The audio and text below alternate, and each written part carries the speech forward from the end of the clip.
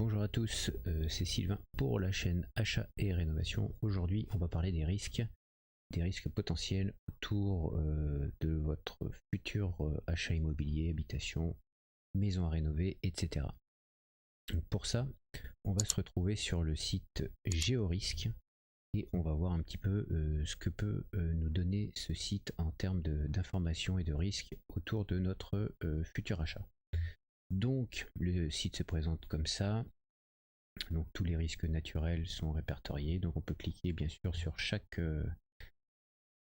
risque potentiel pour avoir des informations et ainsi que les risques technologiques, les réseaux et canalisations dangereux, les installations classées, notamment les sites Céveso, les choses comme ça, les sites nucléaires, la pollution des sols et les émissions polluantes. Mais on va faire une recherche un petit peu plus précise parce que lorsqu'on a donc comment dire trouvé une maison dans un secteur donné avec une commune donnée, eh bien on va aller directement sur ce qui nous intéresse. Donc on va cliquer ici sur connaître les risques près de chez soi. Donc là on a trois possibilités, soit vous connaissez l'adresse directement, soit la commune ou carrément la parcelle cadastrale. Donc nous on va pour le test on va regarder sur une commune, mais de toutes les manières si vous utilisez l'adresse ou la parcelle cadastrale vous allez avoir les mêmes informations finalement. Donc on clique sur commune et on va prendre l'exemple de Saint-Gaudens qui est pas très loin d'ici. On accepte les CGU et on y va. Donc sur la première page, voilà, on a les précautions d'usage avec des informations, etc. On va descendre un petit peu et on va se focaliser dans un premier temps là-dessus. Donc sur Saint-Gaudens, on voit par exemple ici qu'il y a 4 risques majeurs recensés et 15 reconnaissance de catastrophes naturelles par l'État. Donc bien sûr on peut voir les risques, voir les détails et on va voir ça un petit peu plus bas directement parce que lorsqu'on clique ici en fait ça nous renvoie un petit peu plus bas dans la page. Donc ici on a détail des risques majeurs recensés sur la commune. Donc là on voit inondation, risque industriel, rupture de barrage et zone sismique de niveau 3. Et là, tous les arrêtés portant reconnaissance de catastrophes naturelles sur la commune. Donc les inondations coulées de boue, les inondations coulées de boue. Qu'est-ce qu'on a d'autre? Mouvement de terrain consécutif à la sécheresse, mouvement de terrain différentiel consécutif à la sécheresse et réhydratation des sols. Donc ça concerne souvent les sols argileux. Et tempête, donc on voit en 82. Et donc plus bas, on a des informations donc sur tous les risques naturels et puis ensuite plus bas chimiques, industriels, etc. Donc là par exemple on voit commune soumise à un territoire à risque important d'inondation, non. Événements historiques d'inondation dans les communes limitrophes, 2. Communes soumises à un plan de prévention des risques d'inondation, oui, etc. Et là donc si on déroule, on voit par exemple les mouvements de terrain, non, mais qu'il y a quand même un plan de prévention de mouvement de terrain sur la commune. Est-ce qu'il y a des cavités souterraines? Oui, a priori, mais il n'y a pas un plan de risque. Et pour chacun, on peut bien sûr dérouler et avoir toutes les informations concernant, là pour le coup, les cavités souterraines. Donc on voit que là, on a des cavités naturelles ici, aux alentours de Saint-Gaudens. Et là, on a un ouvrage civil, donc je ne sais pas trop ce que c'est. Il faut bien sûr se renseigner, mais donc là on peut consulter les données sur les cavités souterraines et bien sûr découvrir le dossier thématique. Donc c'est le dossier qui est sur le site de Géorisque qui explique un petit peu ce que c'est que les cavités souterraines. Donc les séismes de niveau 3 modéré, il n'y a pas de plan de prévention, le radon est moyen, retrait gonflement des sols argileux, donc oui, et un plan de prévention sur les risques. Donc là c'est intéressant, on peut dérouler par exemple.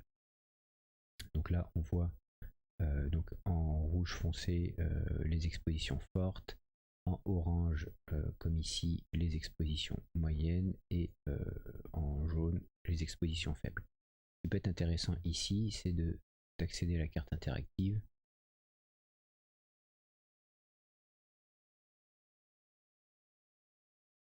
Voilà, et là comme ça on voit un petit peu l'ampleur des problèmes. Donc on voit que ici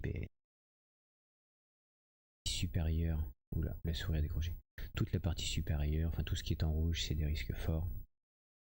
En orange, des risques moyens. Et par exemple ici, c'est des risques faibles. Donc si on essaye de revenir en arrière, ça ne veut pas, bien entendu. Ne quittez pas. Voilà. Et donc la réglementation, etc. On revient donc sur la page du retrait gonflement des sols argileux. Donc ça c'est intéressant, hein. N'hésitez pas à regarder les problèmes liés au sol argileux. Et ensuite nous avons les risques technologiques, donc pollution des sols. Qu'est-ce que nous avons? Voilà. Sur les sols, voilà, on a des informations ici. On peut consulter les données du secteur, informations de l'administration concernant une pollution suspectée ou avérée. Donc voilà, on a quelques points ici. Encore une fois, on peut accéder à la carte interactive, les anciens sites industriels, etc. Les installations industrielles classées, recensées, donc il y en a 8, ce qui n'est pas rien par exemple. Hein. Voilà, des usines Céveso par exemple. Il y en a une. Des usines non Céveso, des élevages de bovins, des carrières, etc. Ensuite, les installations industrielles rejetant des polluants. Donc voilà, on se rend compte ici par exemple qu'on a des industries qui rejettent des polluants. Donc ce qui est assez étonnant, c'est qu'on le sait et que c'est répertorié. Même les élevages, hein, donc on voit que les élevages rejettent des polluants. La réglementation, les arrêtés, etc. Donc les canalisations de matières dangereuses, pareil. Donc là on voit qu'on a une canalisation de gaz naturel qui passe sur le contour de la commune et puis aussi également à l'intérieur. Et à chaque fois on a la carte interactive qui nous permet de suivre tout ça de plus près. Et les installations nucléaires. Donc là bon, on n'a pas d'installation nucléaire à moins de 10 km ni à moins de 20 km. Voilà, donc j'espère que ce petit tour d'horizon du site Géorisque pourra vous aider lors de votre recherche d'achat immobilier et vous faire pencher sur votre envie de faire une proposition au vendeur ou pas.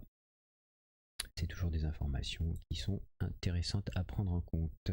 Voilà, donc n'hésitez pas, je vous mets le lien en description, le carnet de visite immobilier si ça vous intéresse, toujours, lors de